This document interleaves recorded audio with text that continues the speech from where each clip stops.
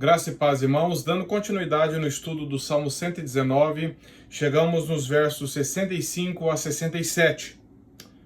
Para você que está ouvindo pela primeira vez esse estudo, se você entrar no nosso YouTube, vai ter lá uma playlist Salmo 119, você pode ter acesso aos estudos anteriores e a outros conteúdos também bíblicos. Vamos lá? Verso 65 diz assim: Tens feito bem ao teu servo, Senhor, segundo a tua palavra. O que é fazer o bem para você? O que é que alguém faça o bem? É fazer o que você quer, fazer o que você espera, fazer aquilo que você deseja? Por exemplo, um médico faz o bem quando ele opera uma pessoa e às vezes causa dor na pessoa. Quando ele coloca um osso fora do lugar de novo, a princípio não parece uma coisa boa. Mas ele está fazendo o bem porque ele está ajudando a recuperação física. Por exemplo, os pais, quando negam algumas coisas para os filhos em amor, sabendo que aquilo causaria problemas para ele, a princípio o filho não entende que o pai está agindo com amor, com bondade, mas o pai está.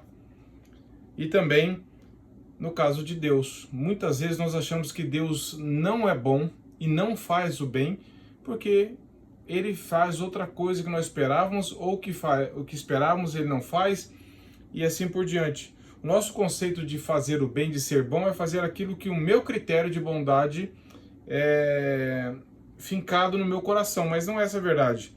Quanto mais amadurecidos em Deus nós somos, mais nós entendemos que Deus é bom e que Ele faz o bem mesmo quando não age de acordo com a minha vontade, porque eu começo a crer que a vontade dele é boa, perfeita e agradável.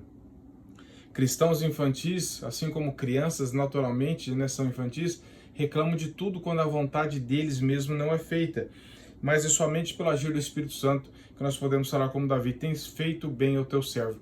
E Davi tinha passado por zombarias, mentiras, provações, perseguições, mas Davi já tinha falado que a terra está cheia da bondade do Senhor, e agora ele diz que Deus tem feito bem para ele.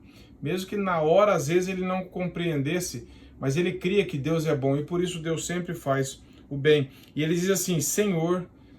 Essa palavra, essa expressão é muito forte, porque ele coloca Deus como Senhor de todas as coisas e ele como servo. E ele diz: o Senhor tem feito bem, não segundo o meu critério, não segundo o critério do mundo, mas segundo a tua vontade. Essa é uma declaração de alguém que está mais maduro na fé, de alguém que entende que Deus é santo, que Deus é justo, que Deus é bondoso, e ele sabe que é um milagre que Deus não tenha nos descartado há tanto tempo, como diz Spurgeon. E olha só o que Matthew Henry diz sobre esse texto.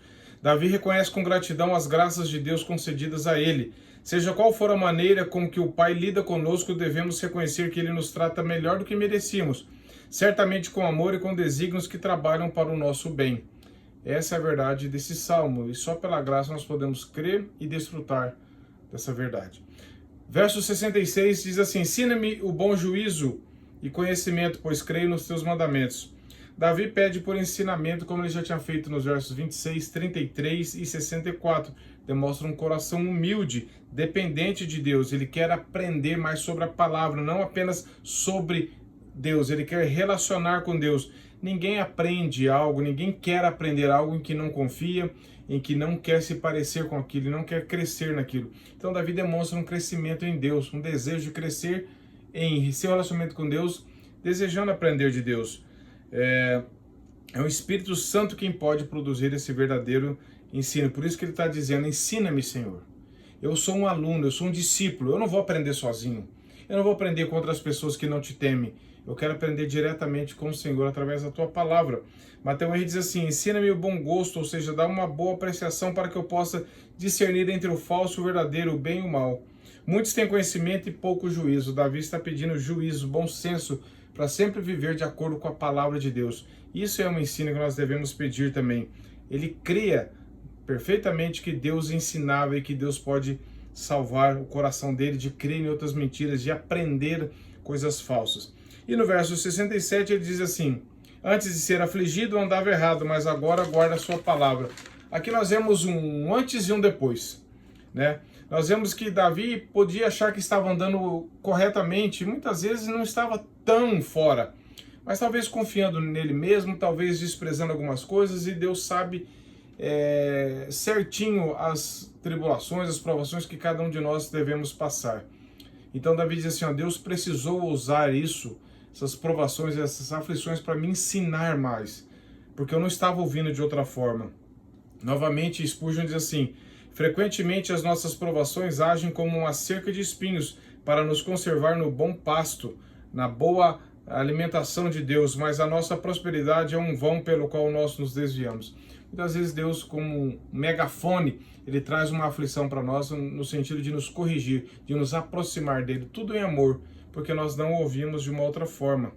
E Spurgeon diz assim: o homem espiritual que valoriza o crescimento na graça irá bendizer a Deus, porque os dias difíceis se acabaram, e porque se o tempo for mais tempestuoso, também será saudável.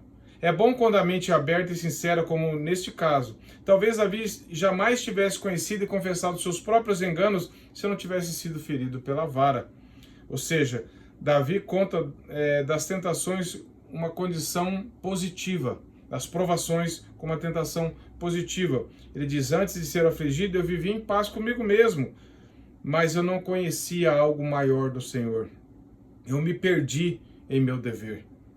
Mateus diz assim: prosperidade é infeliz ocasião para muita iniquidade. Faz com que as pessoas sejam vaidosas em si mesmas e fiquem indulgentes, ou seja, compreensíveis, flexíveis com coisas pecaminosas, com a carne, esquecidas de Deus por tanto amor ao mundo, surdas para as reprimendas da palavra. Então ele diz: Deus se vale das aflições para resgatar aqueles que se perderam. A angústia do filho pródigo fez com que ele viesse a si e assim voltasse para o Pai. Nós temos Provérbios 30, versos 7 a 9, e nós temos outras questões que a Bíblia trabalha no próprio verso 71 desse Salmo 119, também fala que há os benefícios da aflição. Tiago capítulo 1 também fala, Romanos capítulo 5 também fala sobre isso, que essa aflição ela é benéfica quando há temor no coração. Muitos ímpios sofrem, muitas pessoas passam por aflições, todos nós, todo ser humano passa de alguma forma, em alguma medida, em algum momento. Mas só no coração que pela graça teme a Deus é que isso traz um benefício espiritual. No coração que não teme a Deus, uma aflição traz murmuração, inveja, reclamação com Deus, mas no coração piedoso ela realmente nos aproxima de Deus. Spurgeon diz assim: antes das dificuldades, Davi tinha peregrinado, mas depois dela ele se conservou mais dentro da vontade de Deus. E assim nós podemos ver que doces são os usos da adversidade, e esse é um deles: colocar um freio na transgressão e dar à santidade um grande incentivo. Então o foco das aflições, nós vemos aqui, é nos aproximar de Deus. E Deus sabe como fazer isso de forma perfeita. Amém? Que Deus te abençoe. Se esse trecho te edificou, compartilhe ele para nos ajudar a divulgar a palavra de Deus. E até breve, se Deus permitir.